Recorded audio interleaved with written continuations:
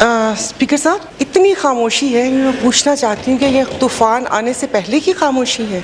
लग कुछ ऐसे ही रहा है। और पिछले साल यहीं से एक आवाज़ आई थी कि अवाम की जेब खाली है तो बजट जाली है। वो आवाज़ भी नहीं सुनाई दी। या मेरे ख्याल में अवाम की जेब में 2000 जो अपने खजाने में से अदा कर रहे हैं वो सिक्के हैं, इसलिए अवाम की जेब भरी हुई है। इस बजट को मैं बजट नहीं कहूँगी, ये डिक्टेशन है, क्योंकि यही सब कुछ अगर पिछली गवर्नमेंट कर रही थी तो यही आप लोगों ने किया। स्पीकर साहब, आपकी तवज्जो चाहूँगी, क्योंकि अभी वहाँ से किसी ने स्पीच की थी तो बहुत इन्हमाक से सुना गया और मुझे बहुत रश्क आ रहा था कि शायद हमारी भी स्पीच कोई ऐसे इन्हमाक से सुने, क्योंकि इतने ना इन फिगर्स की और जो सारा कुछ इस बजट में लिखा है मुझे भी समझ नहीं आई और मैं सच में अपनी आवाम को भी नहीं वो समझा सकती, क्योंकि आवाम का मसला इतने ये जो पॉइंट और इशारे के साथ जो फिगर्स दिए हुए हैं उनको नहीं समझ आएगी। इस वक्त मसला सिर्फ रोटी का है, तो प्लीज मुझे थोड़ा सा वक्त दीजिएगा कि वो कुछ लिखा हुआ है वो मैं भूल जाती हूँ। तो नहीं, पॉइंट्स लिखे हुए। तो जनाब स्पीकर, सुबह भी खुशीशा साहब ने बोला कि ये खाली कुर्सियां जो हम लोगों का मुंह चढ़ा रही होती हैं, मतलब ऐसा कौन सा काम है वो हम लोगों का या आवाम का सामना क्यों नहीं कर सकते? और ऐसा भी नहीं है कि वो इस बजट बनाने में मसरूफ हो, क्योंकि ये तो डिक्टेशन थी, ये तो एक स्क्रिप्ट था जो यहाँ पर आकर पढ़ा गया है। और ये मेरे ख्याल में आखिरी बजट नहीं है, ऐसे 10 बजट और आएंगे, मिनीज, मिडीज, माइक्रो मिनीज, सब बजट आते रहेंगे। तो जनाब स्पीकर, इसमें बहुत सिर्फ मफरूजों पर कायम है जो इस बजट के अंदर है, उसका हकीकत से कोई ताल्लुक नहीं है, ना उसका कोई फ्रेमवर्क दिया हुआ है, ना उसकी कोई डिटेल बताई गई है। जैसे अब तो यही कहूंगी कि ये कह रहे हैं कि मुल्क चलाएंगे। इन 70 सालों में हमसे कोई इदारा तो चला नहीं है, मुल्क कैसे चलाएंगे? अपने आप इदारे देख लें, भले वो रेलवे हो, PIA हो, स्टील मिल हो, डिस्कोज हो, कोई भी इदारा उठा के देख लें कि कोई वो एक इदारा जिसको हम अपना वो समझे कि ये एक है, ये हम लोगों ने बहुत अच्छे तरीके से चलाया। हर इदारे का तो बुरा हाल किया कि वो पाकिस्तान के लिए यही है कि जिसको भी मिला उसने अपने हिस्से का नोच लिया। खाना तो फिर भी थोड़ा तमीज का लफ्ज है, नोचा गया है ये मेरा पाकिस्तान। और पिछली गवर्नमेंट के ऊपर जितनी भी तनकीद हुई है वही सारे काम इन्होंने किए। सुबह मेरे एक साथी ने बोला है और जो बहुत बिल्कुल सही कहा है कि जो भी पॉलिसीज बनती रही, जो भी हुआ, उस सब बिल्कुल बेखबर थे हम। सिर्फ यहाँ पर बैठ के आईज या नोज कहने के लिए या और एक्स्ट्रा की तरह आईज नोज, ये हमें इशारा समझ आता था कि ये बोलना है, उस पॉलिसी से हमारा कोई ताल्लुक नहीं होता था। और अगर इस वक्त मैं यहाँ पर हम लोग सेशन अटेंड करते हैं, मैं अपनी बात कर ली तो इस पार्लियामेंट की तौकीर और आपकी कुर्सी की इज्जत के लिए कि नहीं आप बैठे हुए, हमें आना चाहिए। तो ये दूसरों को नाअहल कहते हैं, अहलियत तो सामने वाज़ह है कि आप यकीन नहीं करें 2 माह हो गए इनके कान पे जूं तक नहीं रेंगी। ऐसा कौन सा काम कर रहे हैं? अरे भाई, अगर पिछले वालों ने खराब किया तो आप लोग क्या करके गए थे? अगर मैं इदारों के नाम और उनके काम गिनवाना शुरू कर दूं कि किसी पार्टी ने इदारे को नुकसान पहुंचाया और किसी ने मुल्क को नुकसान पहुंचाया। और अभी ये सोशल प्रोडक्शन डाटा की बात हुई थी उस बजट में, उसका कोई कानून ही नहीं है और उसके लिए आप लोगों ने बजट रख दिया। और उस बजट में 1 पर्सन 1 आइडेंटिटी की भी बात हुई थी। बात करते हैं हम यूरोप की, अभी यहाँ से स्विट्जरलैंड की आवाजें आ रहे हैं, बांग्लादेश का तो मुकाबला कर नहीं सकते।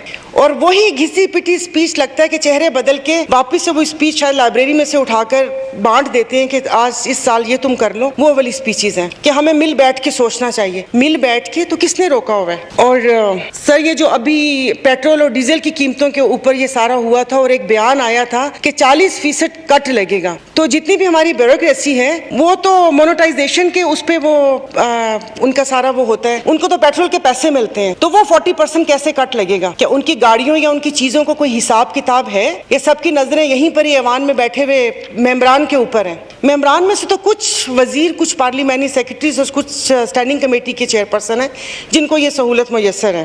और यहाँ पर बात करूंगी किसानों की, कि जो किसानों को जो सब्सिडी दी है, बकौल के जिस ज़राअत हमारी रीढ़ की हड्डी है और आजकल वैसे भी जो मुख्तलिफ बीमारियाँ चल रही हैं उसमें बैकबोन का प्रॉब्लम लोगों में भी बहुत ज़्यादा है कि कमर सही नहीं है, तो वो आप पेट्रोल और डीजल की मद में वो आपने वापस ले लिया। मतलब ये जो बजट है अगर आप इसको गौर से देखें तो ये दरवाजे से दिया और खिड़की से वापस लिया, कान इधर से पकड़ा या उधर से पकड़ा, कुछ इस किस्म के फिगर्स में आपने आवाम को उलझाया हुआ है, बात कोई नहीं चल रही।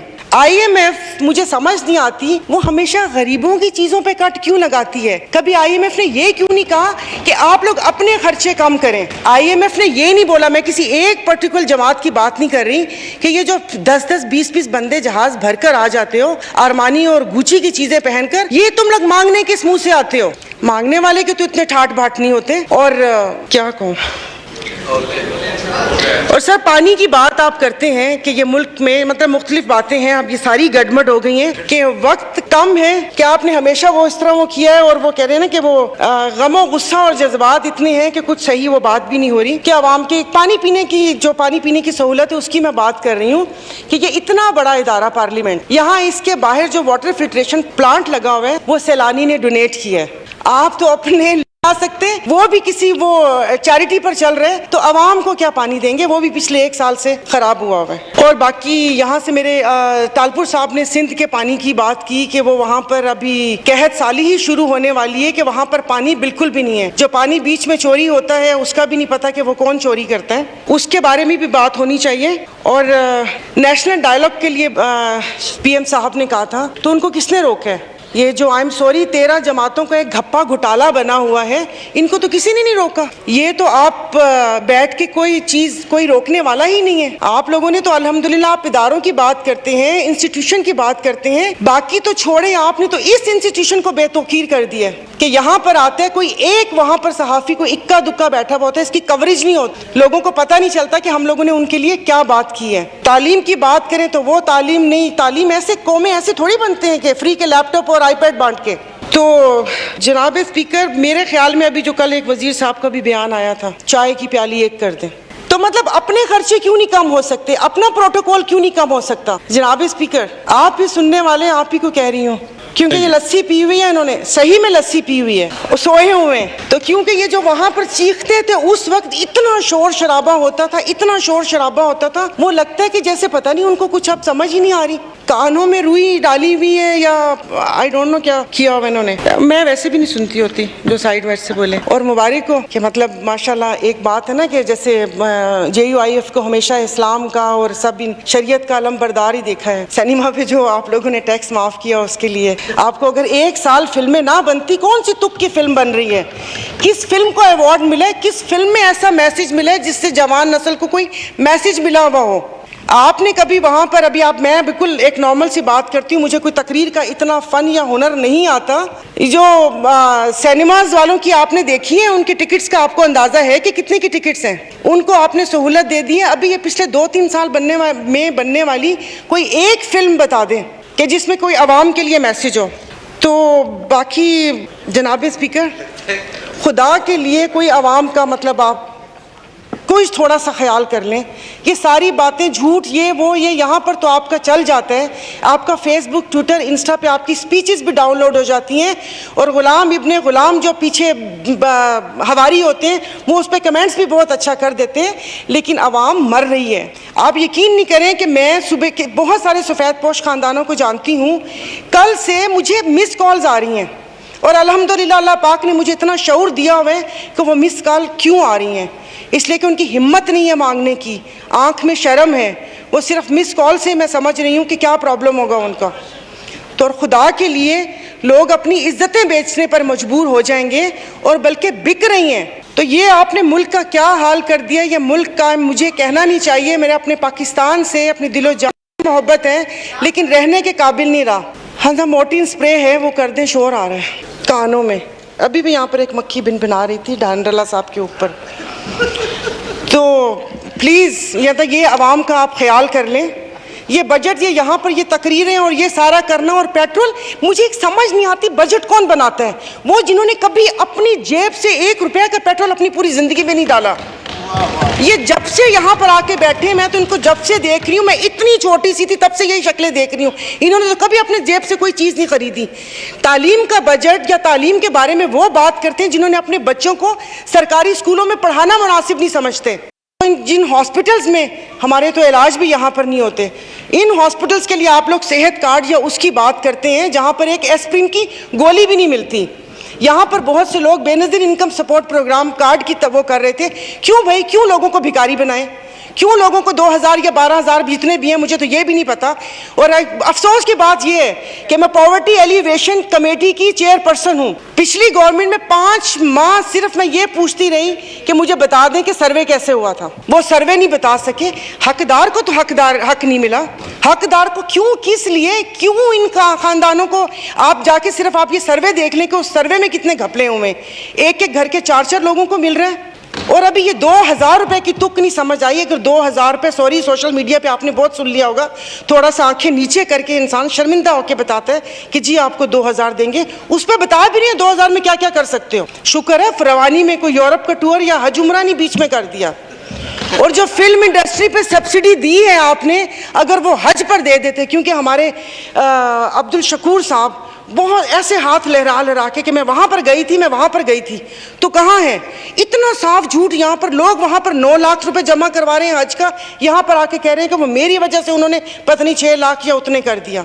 फ़र्क तो कुछ भी नहीं आया, ये इल्ज़ाम दर इल्ज़ाम। लेकिन एक बात की मुझे खुशी है कि अगली दफ़ा जो 2023 में इलेक्शन होंगे, कोई भी हुकूमत आए, मे भी इनमें से कोई आ जाए, या इल्ज़ाम नहीं लगा सकेंगे एक दूसरे पे कि पिछली हुकूमत, क्योंकि पिछली हुकूमत में तो ये सारे थे।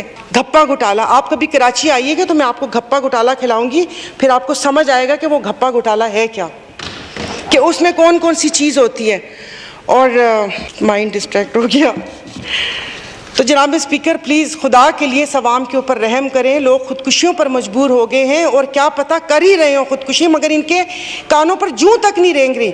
मतलब आप ये सुबह ही खाली देख लें, यहाँ पर हंसी ठट्ठे, कोई सीरियस ही नहीं है बात करने में। सिर्फ और सिर्फ ये सीटें जो खाली नज़र आ रहे हैं, इनको सिर्फ ये है कि अगली दफ़ा के ये जो बल्दियाती इलेक्शन है, इसमें बस मेंबरान आ जाएं ताकि इलेक्शन जीतने में आसानी हो, ताकि अगला इलेक्शन सुकून से गुजर जाए। तो ये सारा कुछ नहीं होता। और मैं यहाँ पर इस फोरम में मोहतरम बिलावल साहब को एक इस्तदा करती हूँ कि अब अगर वो सिंध से निकलेंगे महंगाई मार्च के लिए, तो मैं इस फोरम पे कह रही हूँ कि मुस्लिम लीग फंक्शनल उनके साथ होगी, उनके शाना बशाना हम यहाँ पर इस्लामाबाद की तरफ कोच करेंगे, और कि यहाँ पर इस महंगाई मार्च का वो करेंगे। तो बाकी ये कि अब इनको बोल दें कि खुदारा, अगर यहाँ पर इन्होंने बयान दिया 40% कट लगाने का, तो वो 40% कट आप ज़रा देख लीजिएगा। और जनाब स्पीकर, एक आखिरी बात, अभी यहाँ पर एक मेरे मेंबर ने बहुत तफसील से उन्होंने बताया, बड़े मज़े के अशारिये बताए और बहुत सारी उन्होंने बात की। वो जिस इलाके से ताल्लुक़ रखते हैं, मेरा इलाका भी वही है, और मैं 85, 86 ऐसे तब से इनकी पूरी फैमिली की कंपेन चलती होती। वो मेरा स्कूल इनका पोलिंग स्टेशन बनता होता था। तो आप खुद सोचें कि नाउ आई एम 45, ये मैं बात आपको 7-8 साल उसकी मैं बता रही हूँ, मैंने अपनी उम्र सही बताई है, तो वो बता रही हूँ। इतना सा रत्ती भर उस इलाके में फ़र्क नहीं आया। बचपन में जिस गली के ऊपर ये ईंटें रख के हम फलांगते गुजरते थे कि गंदा पानी था, आज भी वो गली वैसी की वैसी है। ये इक़्तिदार में तो ये थे। फिर दूसरी आपको एक और बात बताती हूँ, तो वो हम लोग मतलब देखते थे अल्हम्दुलिल्लाह इनके पास तो इतना है कि इनकी ज़कात से उस इलाके का भला हो सकता था।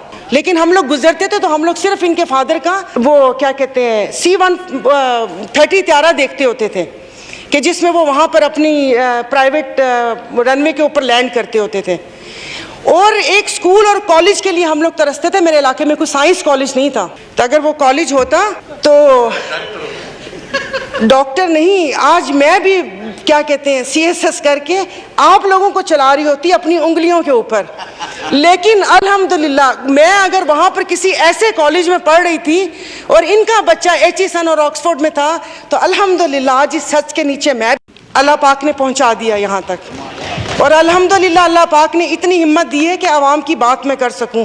वो छोटे इलाके तो किसी कतार में नहीं आते, जैसे मज़ारी साहब का इलाका रुझान, वो ना पंजाब कबूल करते ना वो करते हैं। इसी तरह मैं इलाके की बात कर रही हूँ, सादिकाबाद की बात कर रही हूँ, ज़िला रहीमियर ख़ान की, कि जो वो गढ़ है नून लीग का, वहाँ पर एक वो जो बचपन से चीज़ें देखते आ रहे हैं वो वही है। वहाँ के लोगों को कोई पुरसाने हाल नहीं है।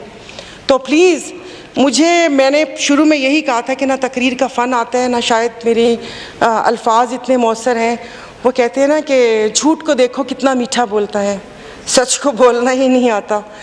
तो मेरे जो भी अल्फाज होते हैं वो मेरे अपने दिल की आवाज़ होती है। पॉइंट्स लिखे हुए, लेकिन इसको भी नहीं पढ़ सकी मैं, क्योंकि अब लिखा पढ़ा हुआ मुझे अनाउंसमेंट लगती है कि वो जज्बात से आ रही एक अनाउंसमेंट होती है। तो प्लीज़ इस ऐवान को बेतौकीर ना होने दें, थोड़ी सी इज़्ज़त हमारी रहने दें कि आवाम में जाने के काबिल रह सके, उनको पता चले कि उनकी आवाज़ हम लोग हैं इन हुक्मरानों तक जिनके कानों में जूं तक नहीं रेंगती। तो मैं यही कह रही हूँ कि ये बजट नहीं था, ये डिक्टेशन थी।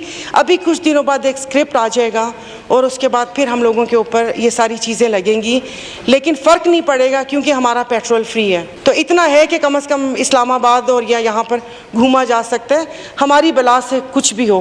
और मज़े की बात है, खाना पीने भी अपनी जेब से नहीं होता, आप इक़्तिदार में हो, रोज़ दावत मिलती है, दोपहर का खाना, रात का खाना, दोपहर का खाना, रात का खाना।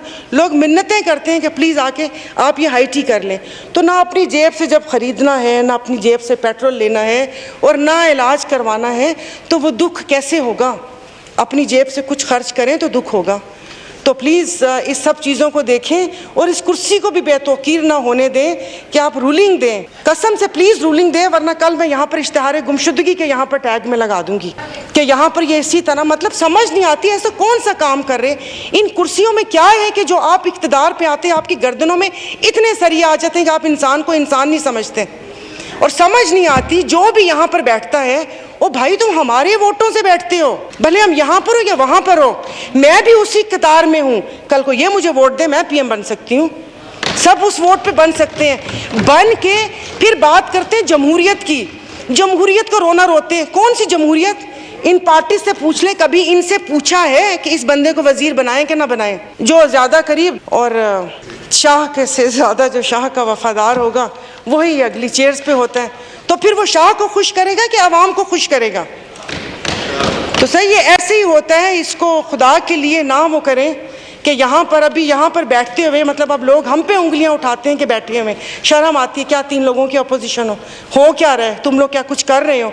बजट वाले दिन भी कहा था तो उनको मैंने सिर्फ यही कहा था कि अपोजिशन का ये काम नहीं होता कि मैं वहाँ शोर मचाऊँ या पेपर फाड़ूँ या उनको बुरा भला बोलूँ। तो सुकून से तकरीर सुनिए और ये सारा कुछ हुआ है। बाकी ये कि अभी पिछले दिनों इतनी सारी रेजोल्यूशंस आई हुई हैं इदारों पे, इस पे उस पे।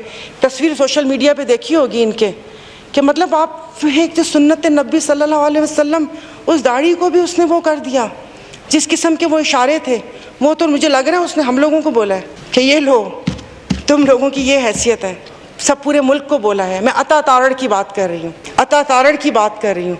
और अच्छा हुआ मुझे अता तारड़ से एक और बात याद आ गई। पिछले दिनों एक वो ड्रग वाला कुछ आ रहा था कि उस पर क्या स्टूडेंट्स का टेस्ट होना चाहिए या नहीं होना चाहिए, तो मुझे टाइम नहीं मिला। मैंने एक बड़ा अच्छा सा मैंने एक्ट बनाया हुआ था कि मैं खड़ी होती, मैं फ़ोन उठाती और मैं आप लोगों को बोलती, ओह सॉरी सर, ओन चौधरी की कॉल थी, उसने बोला बिल पास होना चाहिए। मैं जब उस पार्टी में था तब मैं एलीट को ये पहुंचाता था, लेकिन अब चूंकि मैं नून में आ गया हूं तो अब मैं पाक साफ हो गया हूं। यही बयान दिया था ना अता तारड़ ने कि ये एलीट क्लास को ड्रग फराहम करता है। उसके बाद वो आपका ऐसे पीएम बन गया। मैं आवाम मैं पूछती क्यों? क्या उसने कहीं से सर्टिफिकेट लिया था? क्या उसको करैक्टर सर्टिफिकेट मिला था? तो अपनी बातें याद रखा करें। मेरे ख्याल में याद आती हैं तभी नहीं यहाँ पर आते कि कोई उनको कह ना दे। मतलब हम लोग क्या हो गए कि अपना कहा हुआ याद नहीं रहता। तो ये सारी चीज़ें वो कर लें। और पंजाब में ये जैसे मैंने अपने सादकाबाद का जिक्र किया कि सिर्फ लाहौर ही नहीं है कि लाहौर में आप वो क्या कहते हैं, ये सब पुल वुल और ये सब चीज़ें बनाते रहें।